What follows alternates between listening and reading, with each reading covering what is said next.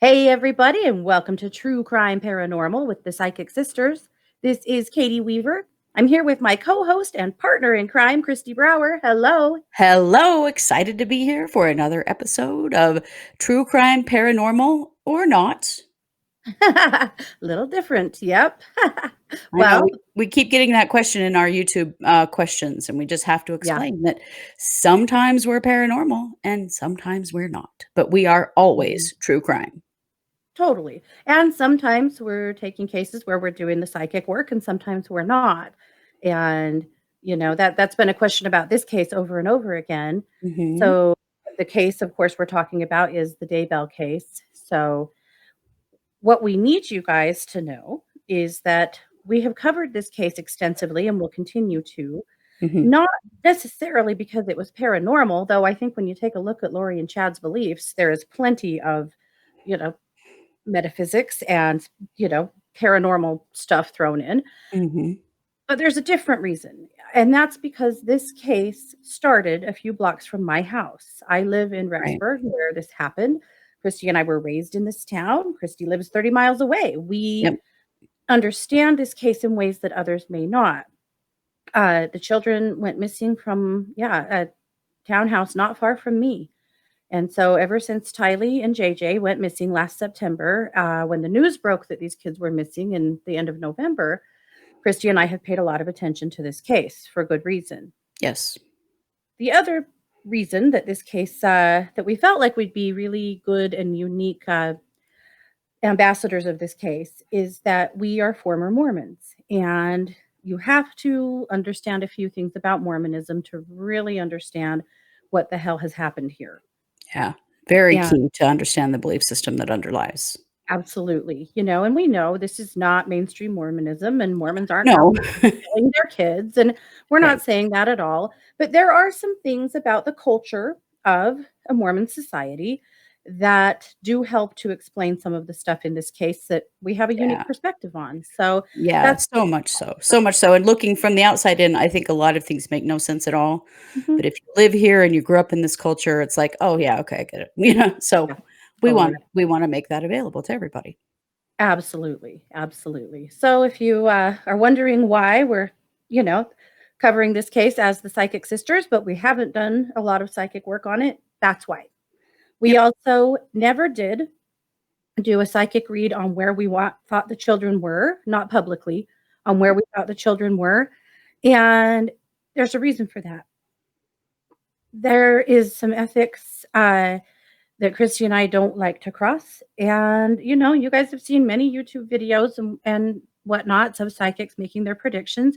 And that's fine if that's where they're comfortable. But in an ongoing case where there are family members combing the internet for information that are hurt daily by the things that people are saying and putting out there, there's Yeah. an ethical line that Kristi and I both feel should not be crossed. No. We would have never publicly predicted if we thought the children were alive or not, or where we thought they were, because there's no ethics in that.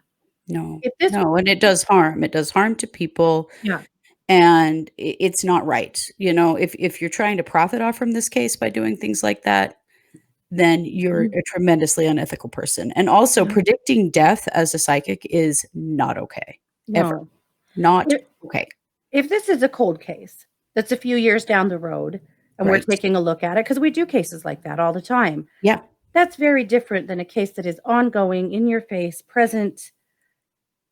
There should be some care. There should be some care, and we've tried to, Yes. provide plenty of that. So, Mm, hopefully that answers a few of the questions we've gotten in our chat. You can agree with this or not, that's fine. We're not here to sell anybody anything. We're no. really here to just report this case as we have seen it. So, Yep. as you all know or probably know, it's been now about 10 days since the remains of the children were found on Chad Daybell's property. Chad was taken into custody that day. He was charged with 2 counts of concealing human remains, potentially destroying human remains, and so on. Now, there's not been a public announcement about what we're talking about when it comes to destroying human remains, though our take on that has been that one of the bodies was burned and potentially dismembered. Yeah. That's gory and gross, and I'm sorry, but that's what we know about that at this point. It appears he did that to Tylee's body, but left JJ's body intact. And the whys of that, I'm sure, will come out eventually, but that's what we know at this point. Yeah. Uh, Chad was arraigned the next day in the Fremont County Courthouse. His bail was set at $1 million, Mhm. and he has not bonded out. There's really no uh, potential of him bonding out. He would have No. to pay at least $100,000 to $150,000 to a bail bondsman that he wouldn't get back, and have someone that would take that kind of a chance on him. It just doesn't look like that's going to happen. No. No one would take that chance on Lori, and No. now this is just further damning evidence. What we've heard is that the bail bondsmen in the area are not interested in taking a risk on these people. Right. Partly because there are, as everyone, is anticipating, there are many more charges coming. Yes. And no bail In bondsman's in going to take a Idaho chance. and potentially in other states as well, so Mhm. So, yeah, no one's gonna bond them out because, they've got all kinds of stuff coming down on their shoulders, so. well, and they also already attempted to run once when they went to Hawaii, and everybody Right. knows that that's exactly what that was. Mhm. So, I just don't Well, think that anybody wants to take that risk. right, and Chad actually kind of tried to run twice. So, Mhm. the day that they came to search his, house and they offered the search warrant, or presented the search warrant, the word on the street is that he sat in his car in his driveway and watched them dig for quite some time Yeah. and then drove away. Yep. And there's a lot of question about why wasn't he in cuffs the whole time? He could have been. Why Mhm. wasn't he in custody? But he wasn't. They did not take him into custody. We're gonna talk about that, our perception of that a little bit later here in the show, Yeah. but they There's didn't. lots of culture around that, I Mhm. think. And he drove away. He drove away. Uh, the other word on the street on that, of course, is that he called Lori and gave her the Mhm. 411 on what was happening. Right. So they were both in the know. And then, of course, he did drive away. He was picked up, not very far down the road, and that's when they did go ahead and take him into custody for questioning. And then later that evening, they went ahead and formally charged him. Mhm. But so, it really, I think he was fleeing twice. Oh, he was. In kind of a, I don't know, pathetic attempt, I guess, at this Yeah. point.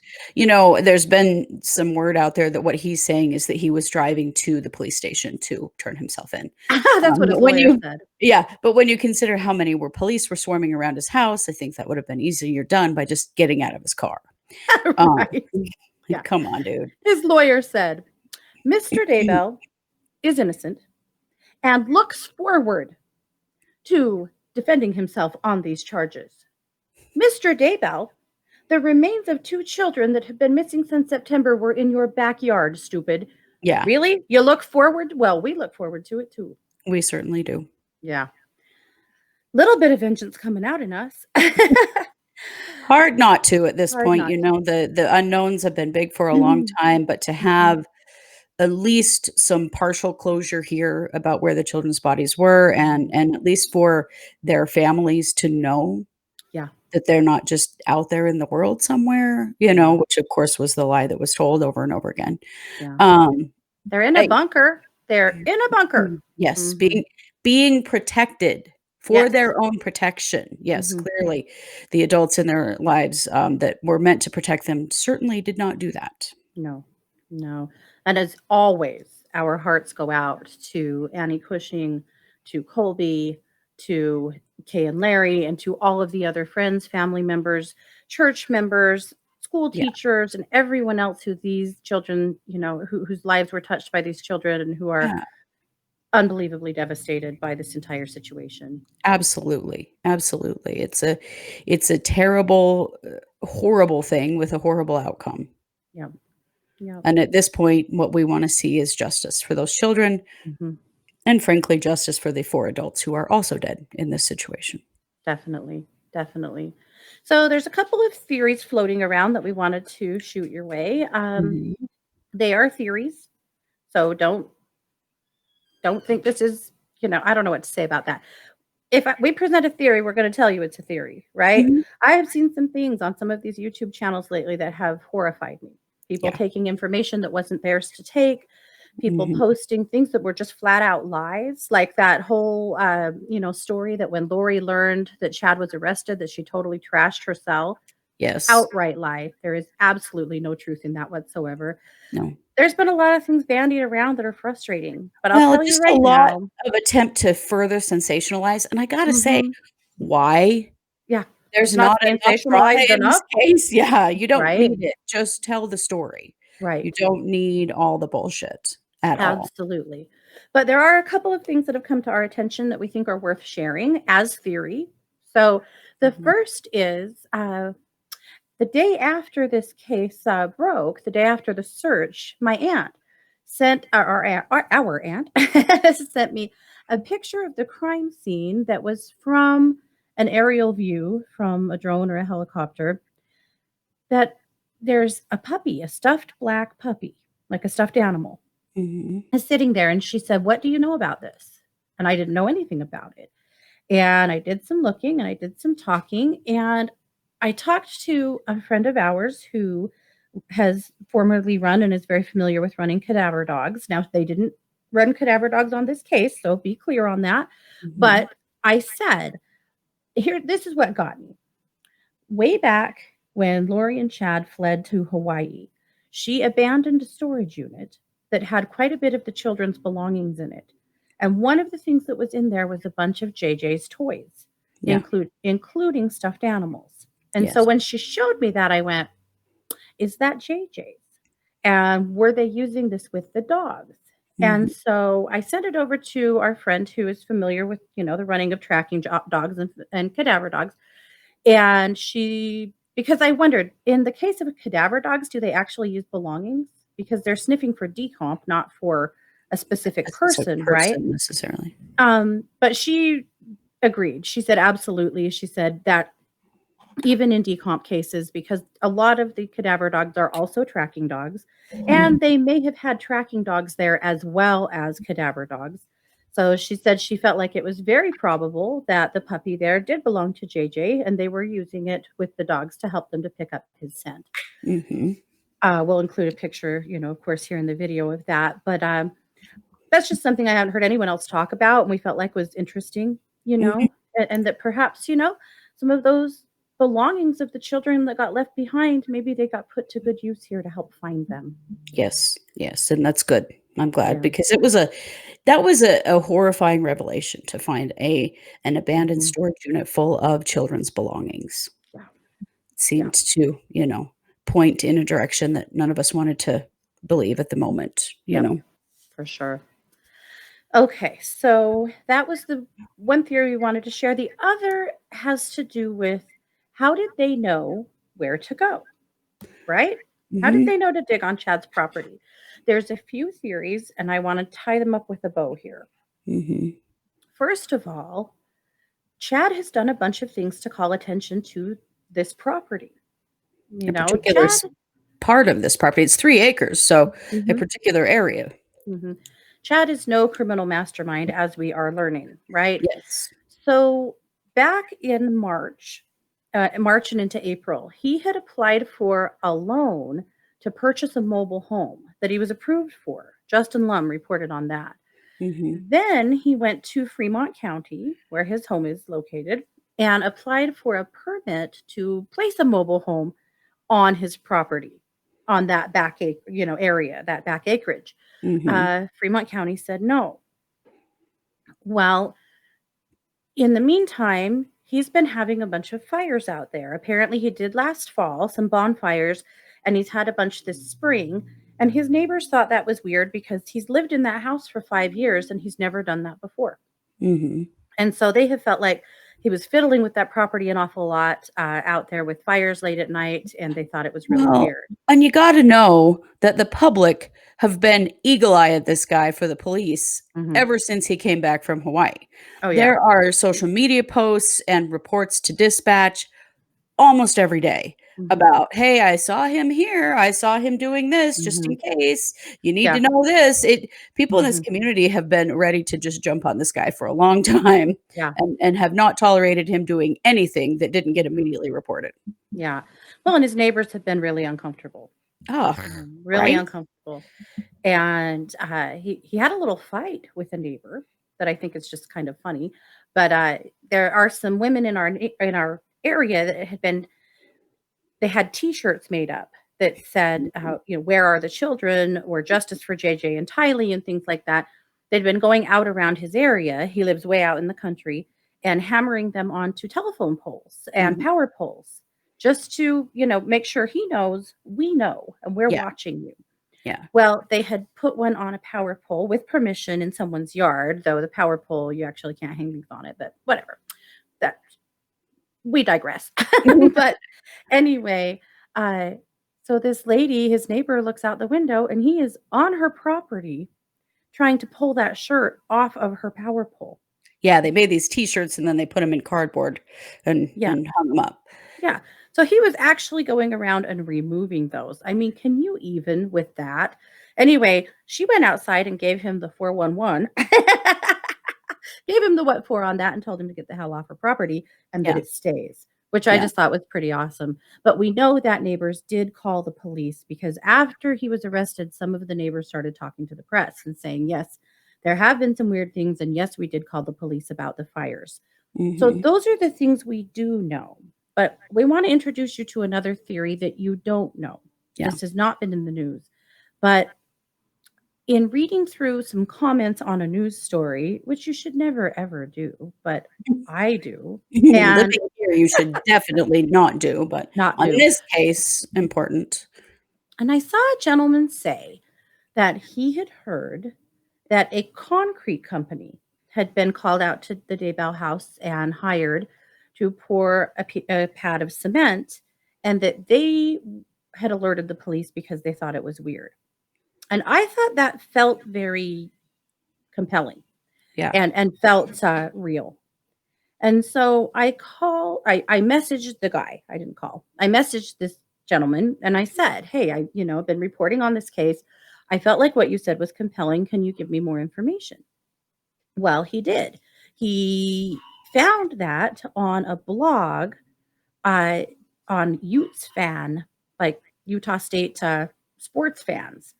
There was a person there who commented and said that indeed, construction company or sorry, a concrete company was hired to pour an RV pad. So an RV pad would be a cement pad for you to park your camper on, right? And Yeah. people around here, a lot of people have fifth wheels and campers and they have RV pads to park them on in the winter, when they're not using them. So that's not unusual at all. But where he wanted to put it was unusual. It was in the middle Yeah. of that acreage, not accessible by a driveway or by the road, which is where people would normally put something like that. Not near the house, which is also where Was people would. next to a tree, Yeah, which you wouldn't next to a normally do. tree, butted right up against a fire pit where why would you put your RV pad there? You can't have a fire. Anyway, it was just weird.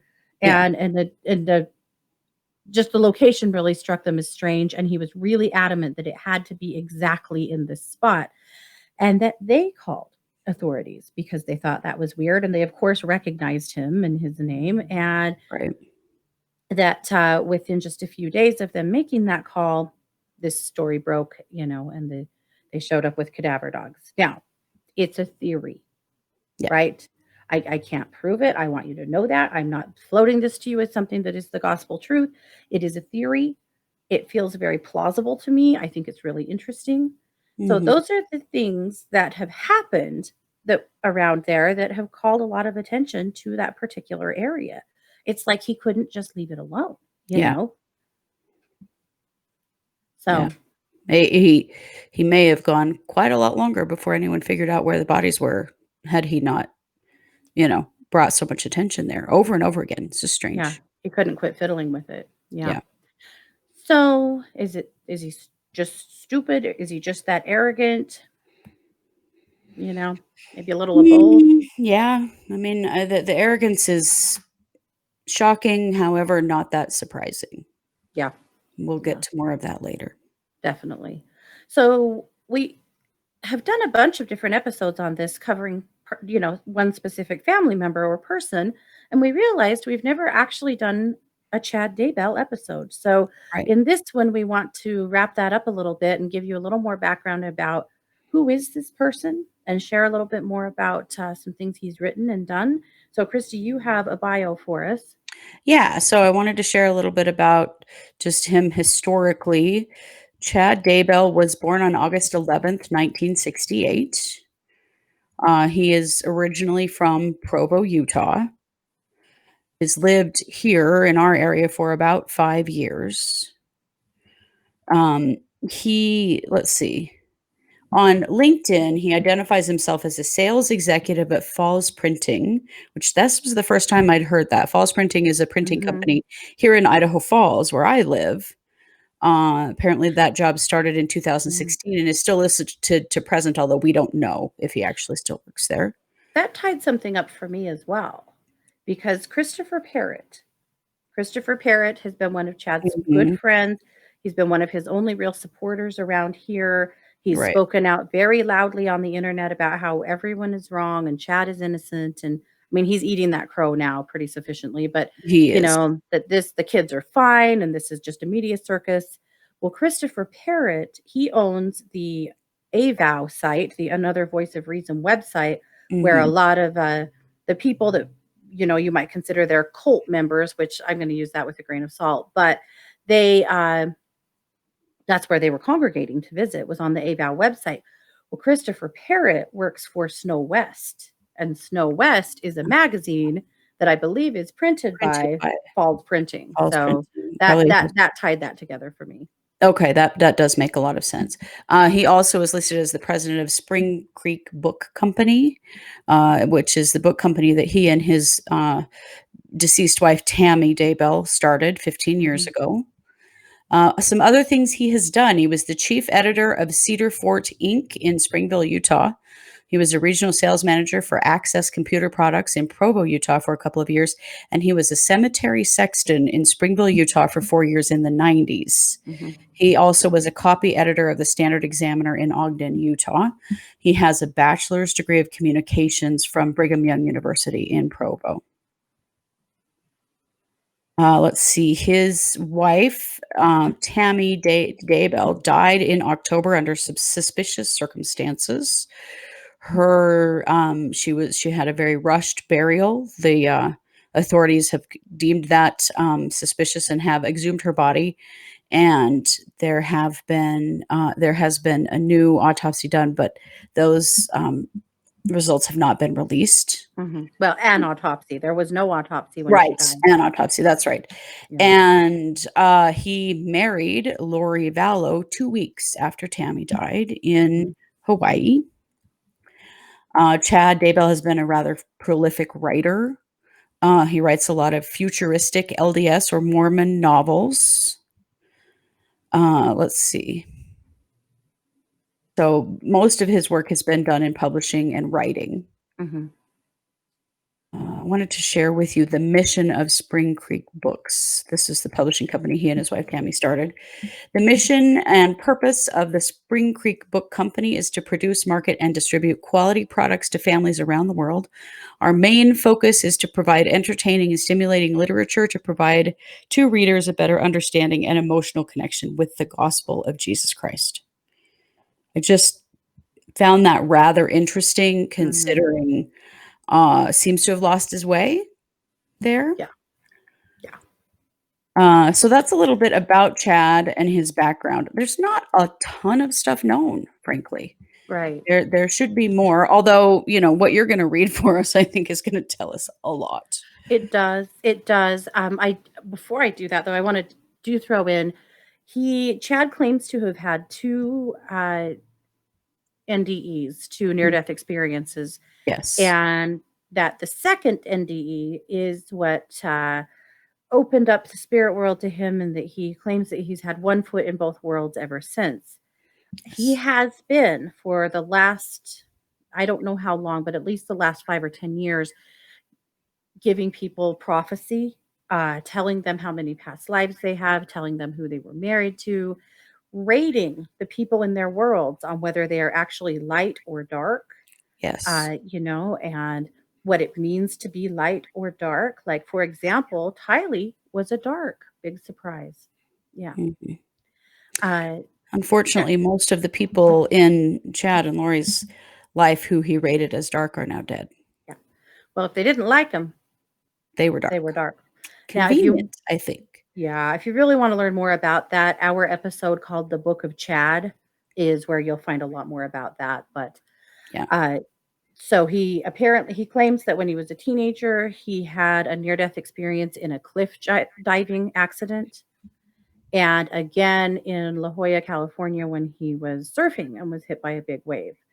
I have heard from others that he had never actually told anyone or spoken about having an NDE, that this was news to his family too, Mhm. until someone else told him about their near death experience. And suddenly he had had two, and this is why he is so special.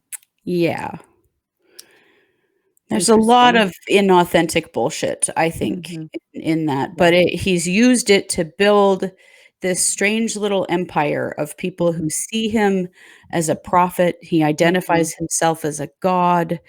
Yep. Lori identifies herself as a god. They've Hmm. taken these beliefs to an extreme that I think at this point only can be considered some kind of pathology, really. Yeah. Well, it's given them permission to uh, act in any way they choose and be above any kind of, you know, law of the land or morality or law of God or religion. They're Right. above all of that because they make the rules now. Mhm. Yeah, and they, in this whole situation, have seemed to really believe that they would have no consequences, that they'd Mhm. done everything that they were supposed to do, and they've done it all because they are right. And Mhm. it's very interesting because as we watch this now, to see them torn down to just the rather pitiful humans that they are, Mm. sitting their asses in jail, all of that grandiosity got them Yep. nowhere. Right. Yep. It got them, labeled as the murderers that they are. Yeah. Yeah. So I'm going to read for you guys a section from one of Chad's books. There's been a big push. There are some, uh, good Lord, things that you sign, petitions. Oh my Petitions. goodness. Sorry, guys. Post thyroid life. There's just not always a lot going on up here. Petitions going around to get Amazon to pull all of his books. They Yeah. said they're working on it. It hasn't been done yet. Don't go buy his books. That just helps pay for his prosecution. However, some Yeah. of them have a preview that you can read the beginning of them. This is a book he wrote quite a while ago. It is called One Foot in the Grave. Strange but true. These are stories about his life as a cemetery sexton. So he released it in 2001 after he retired as a cemetery sexton. But then he says in the Great Recession, he actually ended up going back to another 5 years in the cemetery. So these are some stories from Chad working in the cemetery. Now, remember, we are talking about someone who has just been charged with burying the bodies of children on his property and desecrating their bodies. So Yeah. uh, listen to this with that in mind. Step inside if you dare. Are you looking for spooky stories, bizarre occurrences, and to get a tingle up your spine? If so, you have found the right place. Come inside the cemetery gate and ignore the mysterious shadows that seemingly dance away.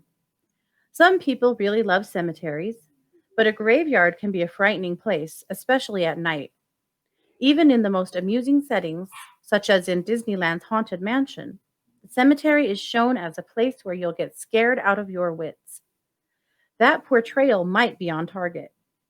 Let me tell you what happened to my neighbor while she and her friends were approaching our local cemetery during a fierce snowstorm. As their car drove slowly past the cemetery gate, my neighbor saw a middle aged woman walking along the side of the road, carrying a baby in her arms. She also noticed the woman appeared terribly sad and wasn't wearing a coat, although the baby was wrapped in a small blanket. My neighbor and her friends decided to give the woman a ride. It took a few moments to turn the car around, but as they drove back towards the cemetery gate, the woman was nowhere to be seen. They parked the car and searched for her, thinking she had taken shelter under a tree, but there was one peculiar problem. The only tire tracks were the tire tracks were the only marks in the fresh snow. There were no footprints to be found. The snow was smooth and untouched along the road where the woman had been walking a few moments earlier. My neighbor isn't the only person to mention this sad faced woman to me. This ghostly apparition has been seen on at least 3 different occasions by cemetery visitors, each time in the middle of a snowstorm. Mm. Life among the headstones.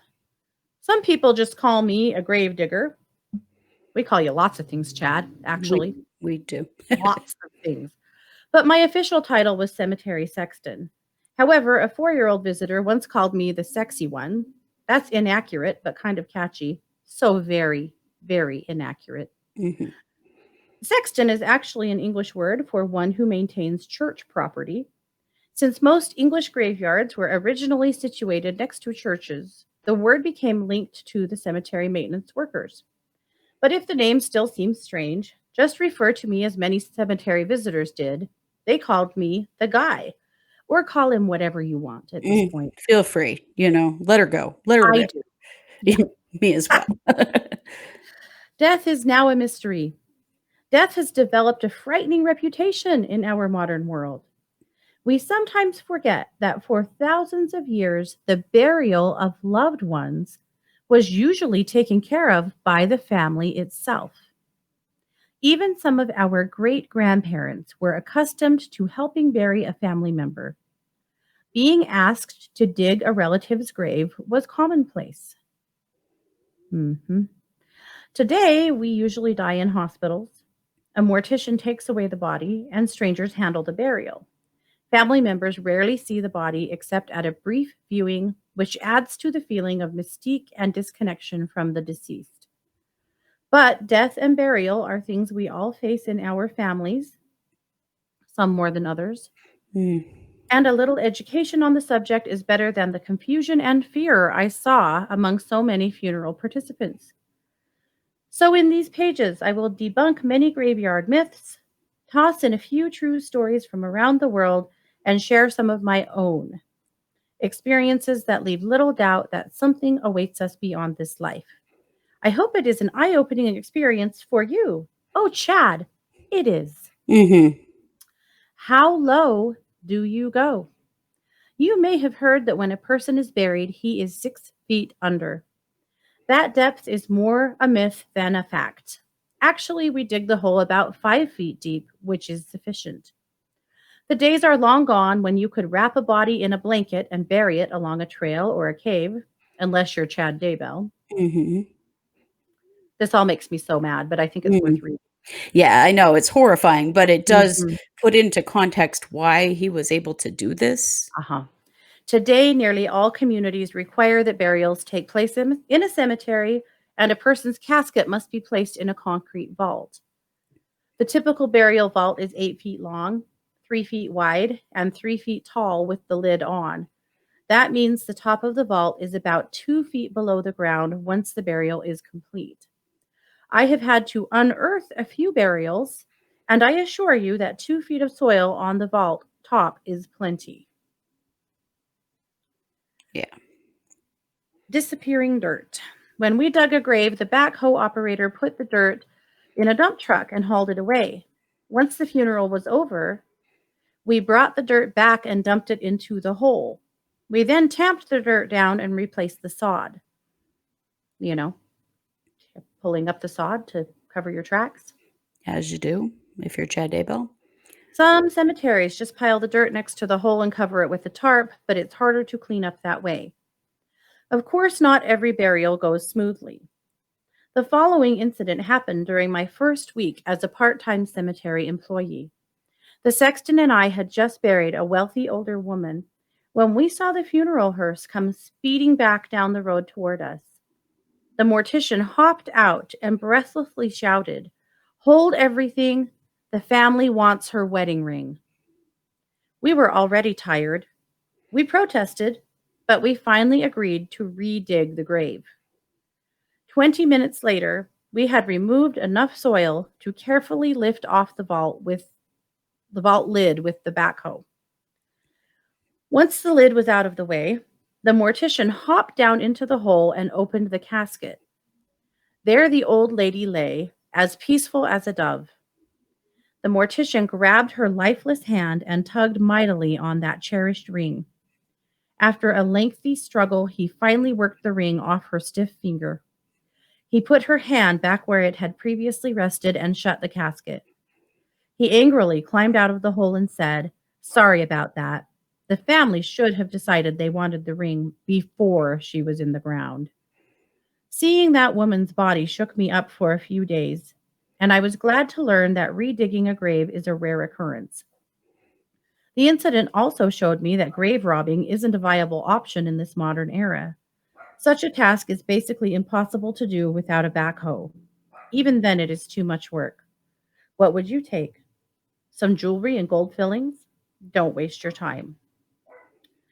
And it goes on, but I felt like that was the most interesting part of this as far as who we Yeah. know Chad now to be, and maybe helps us understand a little bit his desensitization, desen wow, how desensitized he is, there we go, Yeah. to to dead bodies, Yes. to death. Oh, pardon me. To the idea that, most of us go, "How in the world could anyone do this?" Right. Well, he was a little desensitized, I think. He had experience, as it turns out. Yep. Yeah. So, he has Mm. lots of books and, like I said, don't go buy them, but if Mm. go find and read some of the beginnings, it will give you some pretty interesting, peeks into who he was and what his beliefs were about the Mhm. world descending into chaos, about the church, the LDS church becoming corrupt because he believes that the LDS church is now corrupt, and why. Pretty interesting stuff. We won't do it all on the air. That gets boring, but go check it Yeah. out. Yeah. Interesting stuff. Yeah. Well, since he was arrested, his attorney has filed some court filings, a few Yeah. things. He has his preliminary hearing on July Mhm. 1st and 2nd. Yeah.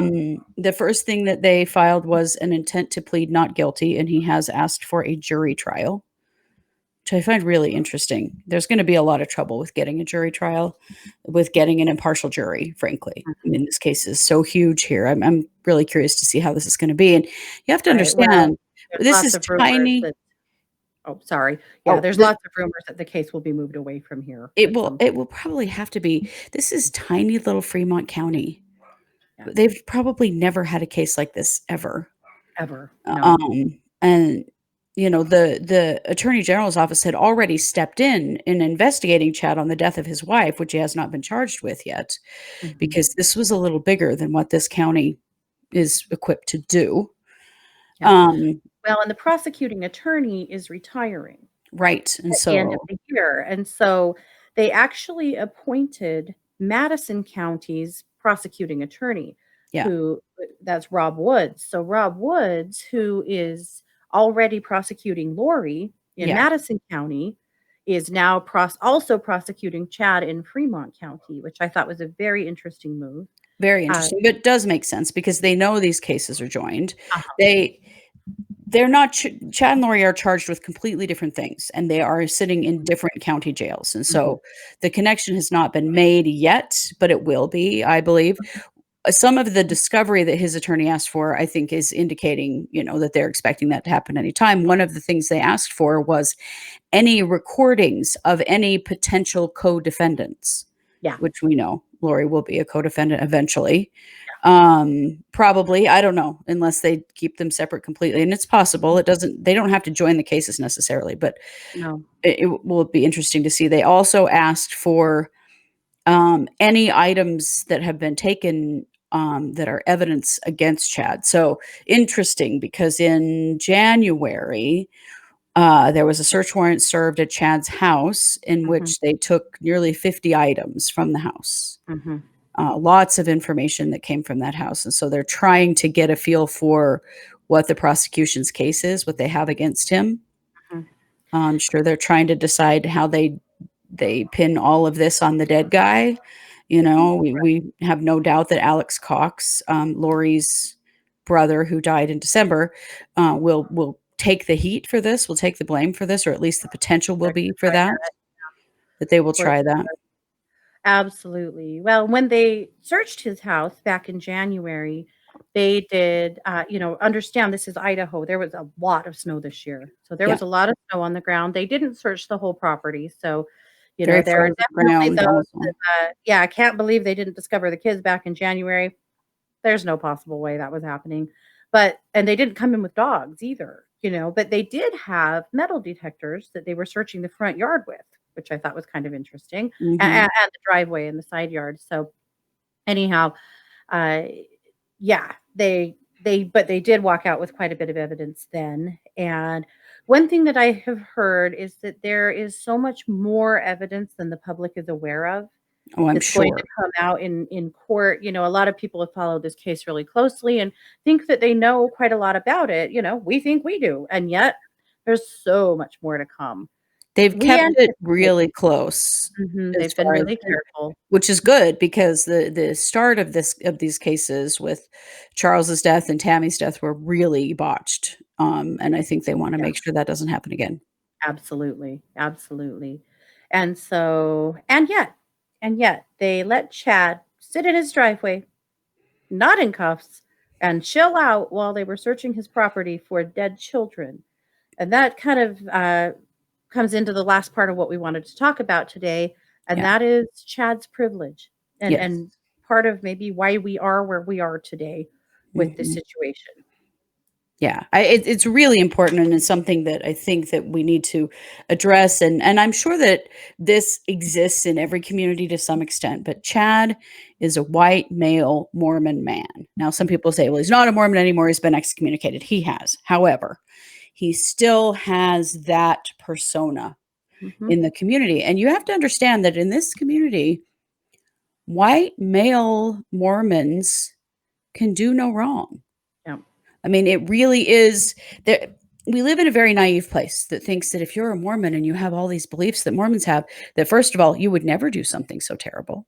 Uh-huh. Also, because you're a man, you have authority, and Uh-huh. so no one has the right to question you Mhm. or treat you with suspicion. Right. That courtesy was given to him right up to the point that they were searching his property for bodies, Mhm. and I do think that that Well, it was courtesy given has. to him right until he got in his car and drove away. Yeah, it was. I mean, the fact that he was allowed to be in his car with keys during this, it's Mhm. insane. But it's not surprising to me. No. I've worked in domestic violence and sexual assault in this community, and I will tell you that there's so much covered up.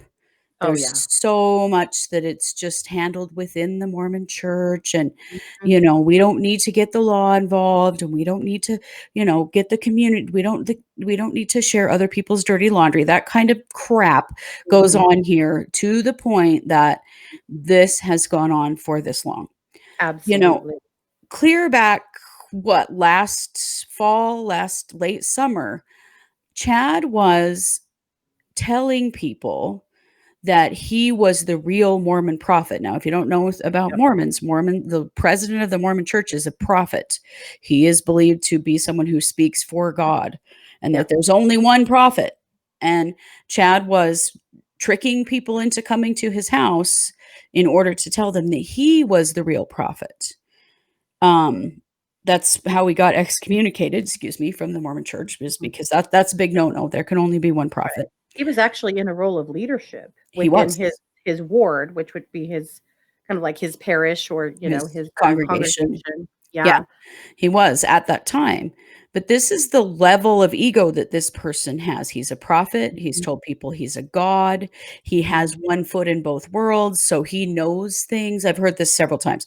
He Mhm. knows things that other people don't know, right Mhm. up to the point of that July 22nd is going to be the second coming of Jesus Christ and the beginning of Right. Armageddon. Yep. I have long believed that Lori fully believes this and has Mm. just been biding her time in jail, fully believing that this will happen on July 22nd and then none of this will matter. Yep.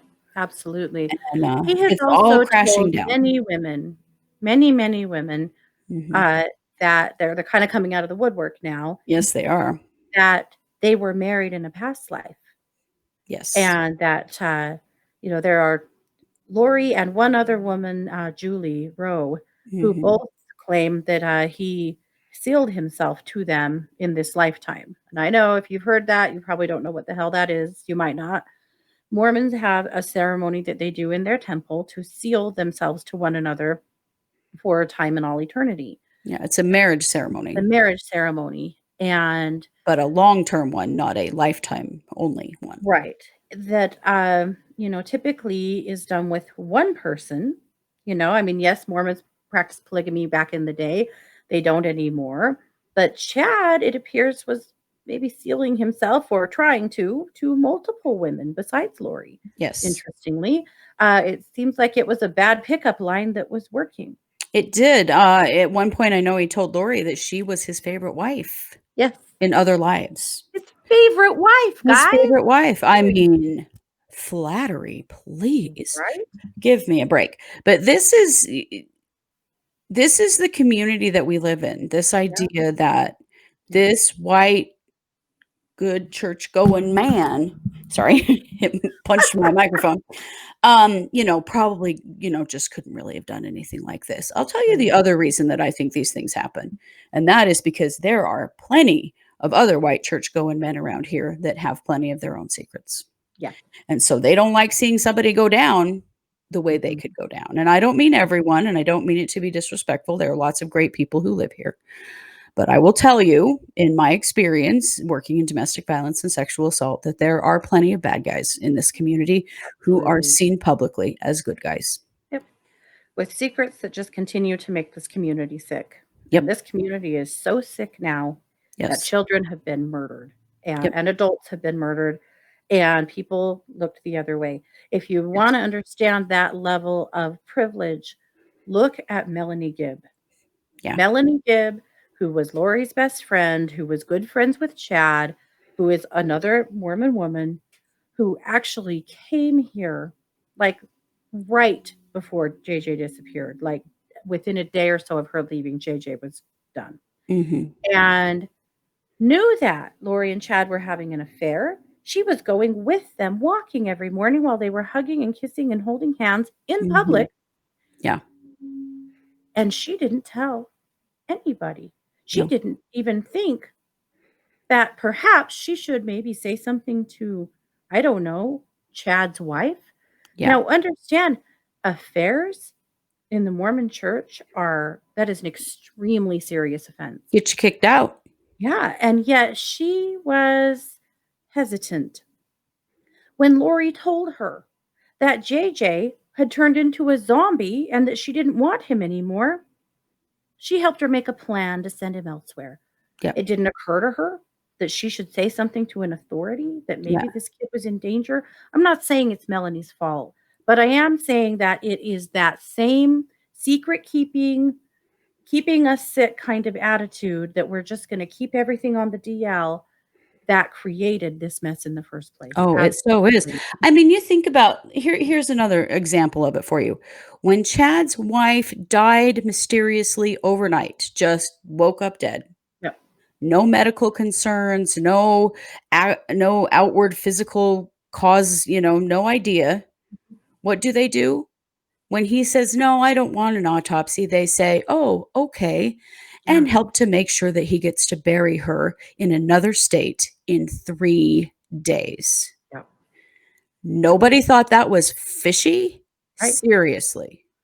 Right. Nobody stood up to Chad and said, "No, she's having an autopsy." Well, they No, could have. they They could have. absolutely could have. They could have the Mhm. coroner could have said, "Nah, this seems I don't know what's going on here. I wanna know what's happened."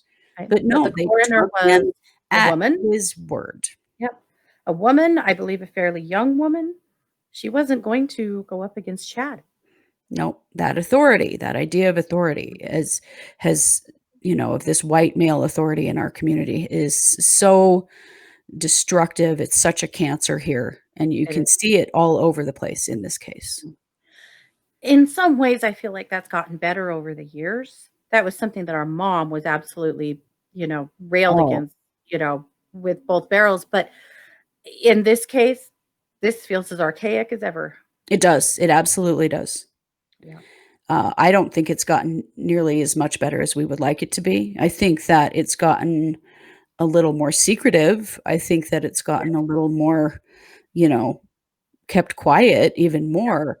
But that idea of this brotherhood of men in this Mhm. religion, white men who Yep. will protect each other, Mhm. is very real in our community, Absolutely. and it's horrifying. Mhm. And Absolutely. not just men, but women as well, obviously, as we can see. But Right. men who have their own skeletons, Mhm. who will protect other men. Right. Well, think about there's 2 things that really came up for me in this. First of all, the other members of leadership in his church, in his ward, that excommunicated him from the church, right? This all happened not very long right around the time that Tammy died, right? So Probably they have a man. after the children were already dead. Yeah, and they have a man who's in their office spouting stuff to them that sounds so crazy that they kick him out of their church, and yet his wife dies under very odd circumstances, and they say and do nothing. He Right. gets remarried 2 weeks His later, wife nothing. Right, his wife, who he said to multiple people in this community, "She's going to die. I Right. know she's going to die." He had been prophesizing her death for nearly a year Yeah, and had said that to, yes, many people on the AVOW website. He had been prophesizing this for quite some time. Tammy dies, and nobody says, "Wait a minute," yeah. right? She was 49, you guys, and in good health, Yep. But and out of nobody questioned it. respect for Her Chad. own children did not question it, Nope. okay? There are 5 of them, and they're adults, Mhm. and they did not question it. No, because dad said, Yep. right? Dad said, and that's all it took. Chad said, that's all it took. Out of respect for Chad, nobody said shit. Yeah, because who cares about Tammy, apparently, Yep. out of respect? Why not out of respect for the person who died, you know? Yep. Why not out of respect for her? We're Yep. going to do an autopsy and figure out what happened here. Yep.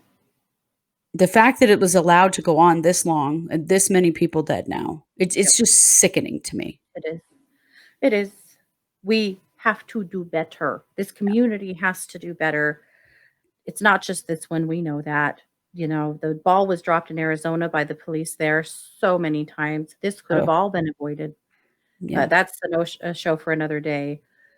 But we hope that that gives you a little more insight into the culture of this community yeah, and into how some of this managed to fly under the radar and happen and why, and maybe what needs to change. yeah, absolutely, So we're going to absolutely. wrap this show up with something that's maybe a little more feel good, and that's that here in Rexburg, in this community, there have been some very sweet things done on behalf of the kids. And one of And those things, Charles and Tammy. and Charles and Tammy, there have been a couple of candlelight vigils. Many people have been out to Chad's house to where the kids were found and hung things on the fence, teddy bears and flowers and you know memoriams of whatever sort. There's all kinds of things out there. And we had set up a little community memorial space at a local park for people to come and leave, and light a candle or leave something. And that stayed for almost a week before the mayor asked us to take it down. So it's down now, but we were able to take it down on our terms so that we could hold on to a lot of beautiful things that were given to, on behalf of these families so that we can get those things to Kay and Larry and to Annie and to Colby and, Yeah, let them share in that. So we're going to end this with sharing a little footage of the candlelight vigil that was held in Rexburg and the memorial and a few of those things that people have done. They have been tying blue and white ribbons in the trees around here as a remembrance of the kids as well. There are things happening, our community is heartbroken. We are horrified and we're going to continue to push for justice, not just for Tylee and JJ, but most especially for them, but mhm, also, of course, for Tammy, for Charles, and for Joseph. yeah. And I don't know what to say about Alex. I Yeah. don't know what to say about Alex, but that's where we are. So you guys, thank you for listening. Mhm. As always, you have either listened to this as a podcast or you've watched it on YouTube. We want you to let you know that we do broadcast this in both places. We are True Crime Paranormal with the Psychic Sisters in both places. We also have a Patreon account. If you want to become a sponsor, you get a little extra content from us every month that nobody else gets.